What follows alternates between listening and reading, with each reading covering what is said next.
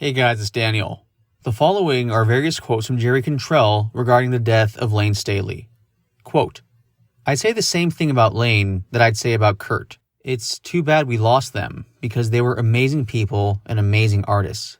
We dealt with all of that privately and are continuing to do so.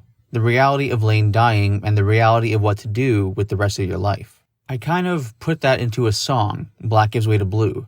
I guess that was the first time I kind of said it out loud. The thing about addiction is it's got you well before you ever realize it's got you. You're screwed before you even know it.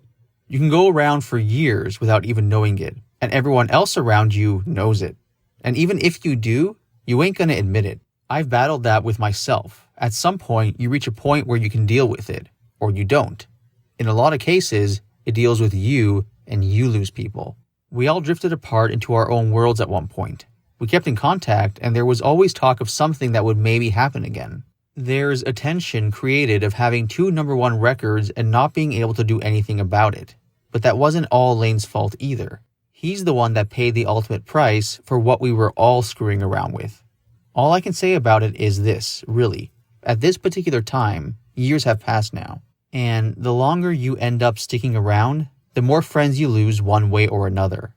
It's a part of life. It's unfortunate when it's that type of exit, because there's a lot of life left to live. But I learned a lot from that guy. I owe a lot to him. Many fond memories and a lot of music to listen to that we've created together. I've got a lifetime of memories about him that no one else really will have. It's something I miss, but at the same time, I can't be bummed about it. I'm really thankful for what we had and what we did, and something that still lasts. I still hear his voice every day on the radio, and if I don't hear him personally, I hear him through some other kid emulating him, and that's great. I was lucky enough to have the experience to be in a band like I was, and to be in a band with the type of guys that I was with, and still am. I think he is remembered as a great singer, a very unique style, and those who knew him personally remember him as a beautiful person.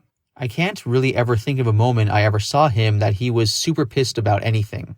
I'm sure he had his moments once or twice, but he was always the guy that was a peacemaker. He cared about people, what he did, and the type of music he played.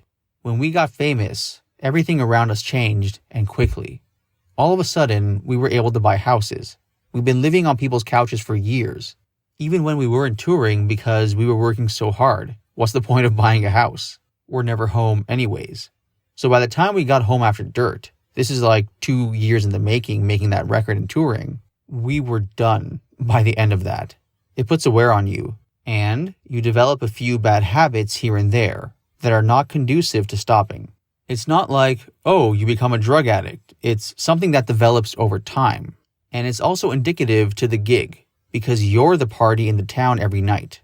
We had a lot of fun for a lot of years, and then we all of a sudden had a lot of time off and a ton of money.